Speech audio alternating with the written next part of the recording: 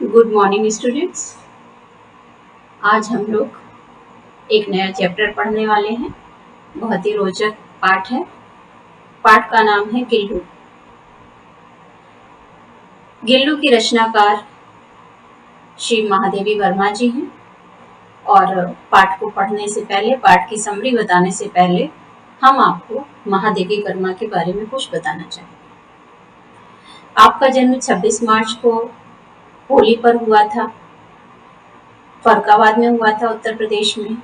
और आपकी मृत्यु 11 सितंबर 1987 को हुई थी, इलाहाबाद में। इनका हिंदी साहित्य में महत्वपूर्ण स्थान है। उन्होंने हिंदी साहित्य को बहुत सारी कविताएं और गद्य रचनाएं दी हैं। न केवल इन्होंने काव्य लिखा है बल्कि गद्य भी लिखा है। उन्हें आधुनिक मीरा के नाम से भी जाना जाता है।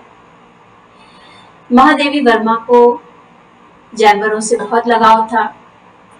उनका यही प्रेम उन्हें उन जानवरों के नजदीक ले गया।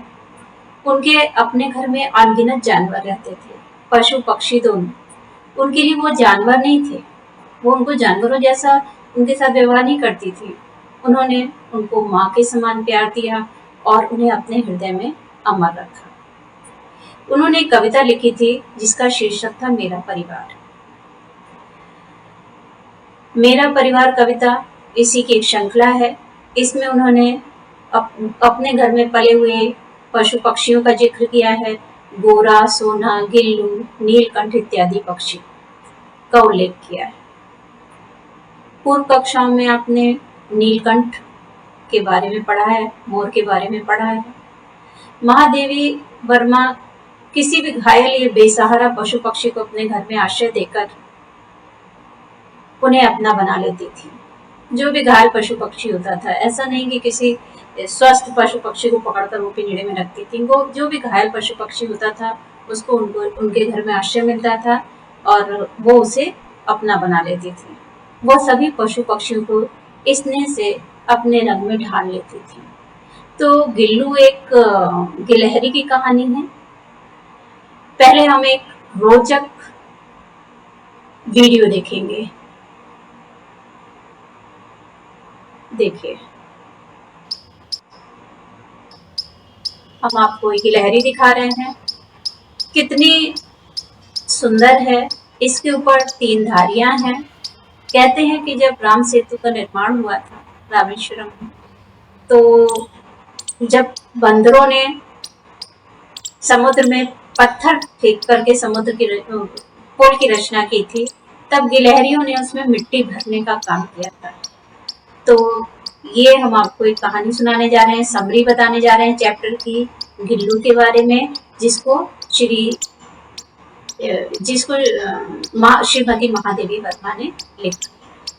बहुत रोचक चैप्टर है।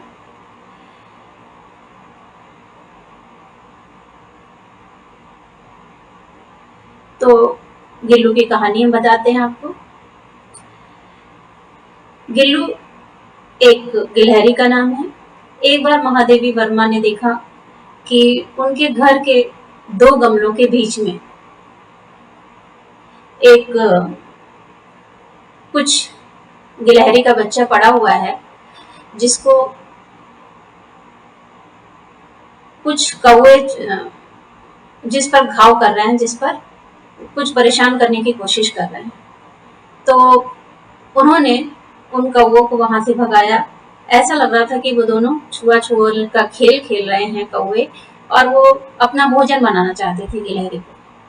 लेकिन महादेवी वर्मा ने उस गिलहरी के बच्चे को उठाया, उसके घाव पर पेंसिलें लगाई, रुई लगाई, मरहम लगाया और उसको रुई से उसके मुंह में दूध की बूंदें टपकाई।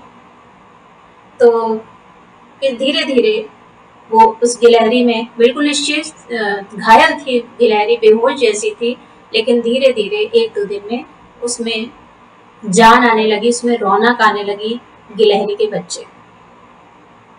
गिलहरी इतना हिल गई थी महादेवी वर्मा से कि वो उनके आसपास ही जैसे ही घूमती रहती थी।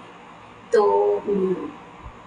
महादेवी वर्मा ने इसको जातिवाचक संज्ञा से बदलकर व्यक्तिवाचक संज्ञा में जातिवाचक संज्ञा को व्यक्तिवाचक संज्ञा में बदल दिया। ये आपके बुक में एक सेंटेंस लिखा हुआ, एक वाक्य लिखा हुआ। अर्थात अगर हम गिलहरी कहते तो वो जातिवाचक संज्ञा होती, और यदि हमने उसका नामकरण कर दिया गिल्लू तो व्यक्तिवाचक संज्ञा। तो गिल्लू इतना हिल मिल गई थी महादेवी वर्मा से कि जब वो आती तो उनको चौंका देती, कभी पर्दे पर चढ़ती, कभी उतरती। और उनकी उसकी विशेषता ये थी, जो जिस इतने सारे जानवर पशु पक्षी पले हुए थे महादेवी वर्मा के यहाँ, लेकिन किसी भी पशु पक्षी की हिम्मत नहीं थी, बहुत प्यार करते थे सब महादेवी वर्मा से, किसी की भी हिम्मत नहीं थी कि वो उनकी थाली में खाना खाए। लेकिन गिल्लू की ये विशेषता थी कि वो जब लेखिका खाना खाने बैठती थी मेज पर, तो वो साथ में बिल्कुल किनारे थाली के मुंह डाल करके चावल के टुकड़े बीन कर खाया करती थी। और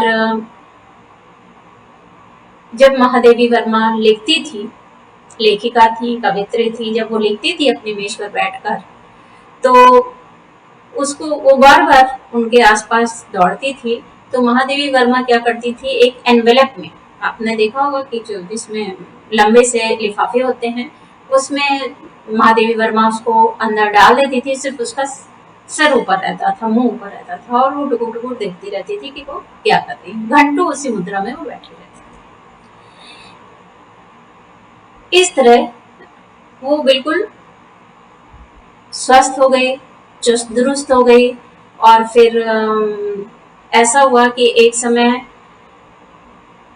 गिलहरी, उन्होंने उसका स्थान अपने घर में एक डलिया में बना रखा था, एक डलिया में रहती थी वो उनके कमरे में।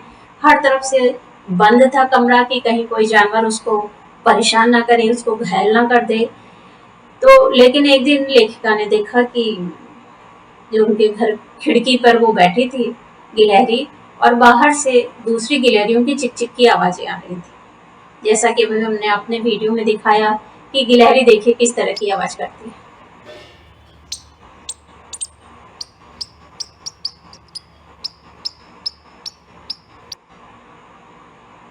तो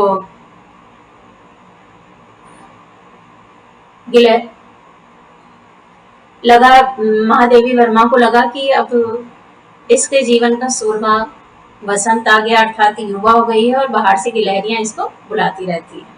तो उन्होंने जाली का थोड़ा सा, अपनी खिड़की की थोड़ी सी जाली खोल दी थी, और वो वहां जाकर के बहुत खुश रहती थी। और जैसे ही लेखिका के आने का समय होता था, वैसे ही वो अंदर आ जाती थी। एक बार एक घटना घट गई, लेखिका के साथ कोई दुर्घटना हो गई, लेखिका दुर्घटनाग्रस्त हो गई, और उनको थोड़े दिन के लिए अस्पताल में रहना पड़ा। तब इसका प्रिय भोजन था, काजू आदि खाती थी वो, इसकी डलिया में काजू रखती थी लेखिका, और बड़े चाव से खाती थी। लेकिन उस समय घर के कई लोगों ने, घर के परिजनों ने इसकी टोकरी में काजू वगैरह रखे, तो लेकिन इसने कुछ भी नहीं खाया जब तक लेखिका अस्पताल में रही।